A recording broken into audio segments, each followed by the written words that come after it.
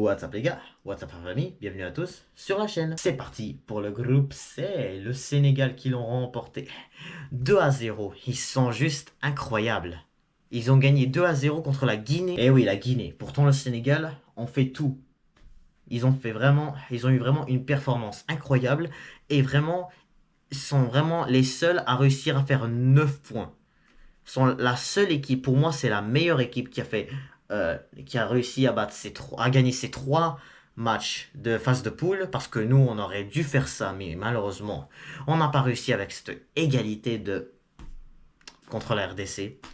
Et en tout cas, bravo Sénégalais, franchement vous avez une très belle équipe, vous méritez du respect.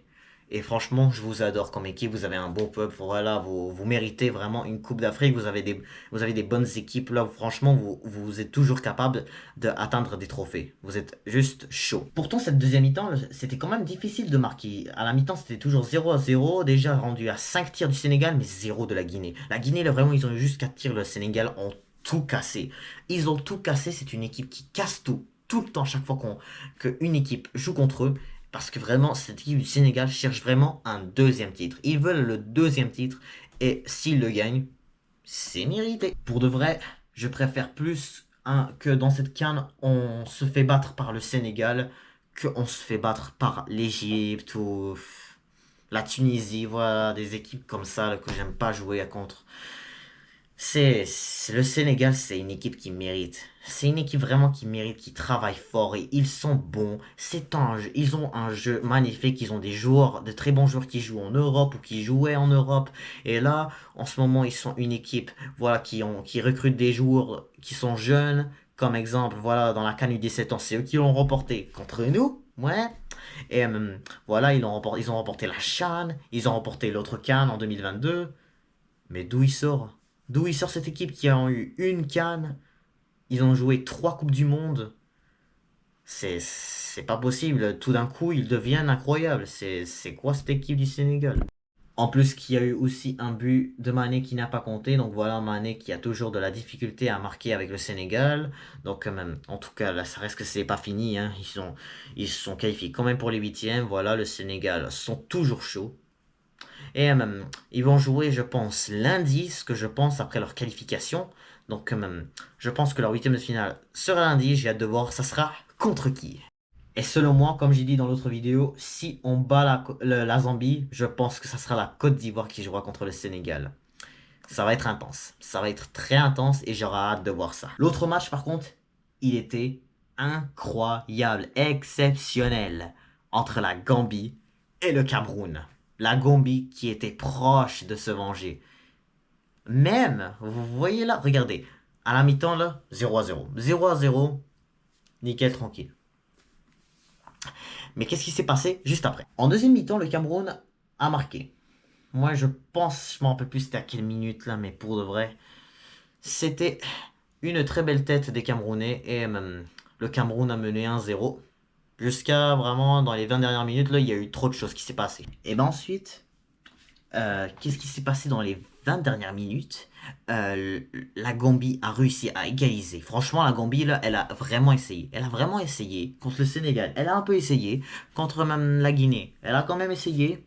Mais contre le Cameroun, ils ont vraiment tout donné. Ils ont vraiment tout donné. Ils ont vraiment essayé de garder, de garder le Cameroun vraiment silencieux.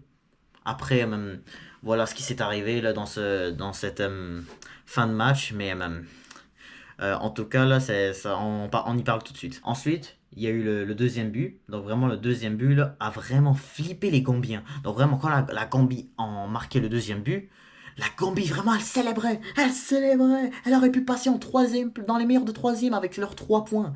C'était incroyable.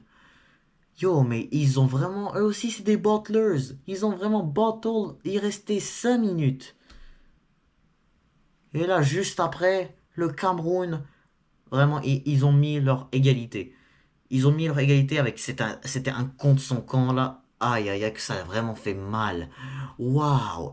Le Cameroun s'est vraiment fait sauver. Ils se sont vraiment pas laissés faire.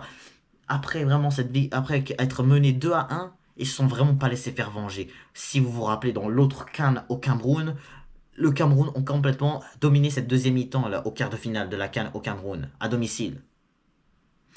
Mais là, c'était beaucoup plus compliqué. Et là, il y a eu la tête à la fin de match. Ça a vraiment fait flipper les Camerounais. Les Camerounais, là, ont célébré leur victoire parce que là, comme le Sénégal a battu la Guinée, donc là, la Guinée est maintenant troisième place. Le Nigeria, pas le Nigeria, le Cameroun est deuxième place parce que pourquoi j'ai dit Nigeria? Parce que le Cameroun jouera contre le Nigeria au huitième de finale. Ça va être incroyable, j'ai hâte de vous débriefer ça. Et donc là, du côté du Cameroun, voilà, ils ont réussi à marquer leur but de la victoire. Mais qu'est-ce qui s'est arrivé? Un but qui n'a pas compté de la Gambie pour faire 3-3. Mais la question c'est, est-ce que ça n'a vraiment pas été compté? Est-ce que vraiment ce but mérite de pas être compté? C'est ça ma question. On va voir ça. Donc la réponse est oui, c'est clairement vrai. Le joueur de Gambie qui a mis la balle dans le but, c'était clairement avec sa main. On l'a bien vu là, quand la balle est arrivée dans la surface. Le mec là, il voulait vraiment faire l'égalité, donc là il a fait ça. Oh, let's go! J'ai marqué avec ma main! Et là, l'arbitre a vraiment vu ça vite. Et donc là, les Camerounais ont arrêté d'avoir peur direct là. Parce que là, les Camerounais, là, c'était comme... Non! Il a tiré avec la main. Oh, il a tiré avec la main. Ça me rappelle quand c'est arrivé à l'Algérie contre le Cameroun, Slimani, il a kiffé ça. Oh, j'ai marqué! Mais non, ça a été pas compté. Et donc voilà, c'est la fin de ce débrief. Et même juste avant de finir ce débrief, c'est pour vous dire contre qui la Guinée affronteront. Et comme j'ai dit dans l'autre vidéo, la Guinée équatoriale joueront dimanche, je pense. Oui, dimanche, ils vont jouer. Donc ils vont affronter la Guinée. Donc ça sera un match Guinée équatoriale contre Guinée. Ça aussi, ça va être incroyable. Je sens que la Guinée va être capable de les défendre, mais surtout Guinée équatoriale reste une bonne équipe, comme j'ai dit dans l'autre vidéo. Donc, on se retrouve dans les prochains jours pour de nouveaux débriefs. On se retrouve pour le débrief du groupe D. Donc, n'hésitez pas à vous abonner, liker, commenter. Et je vous dis à très bientôt.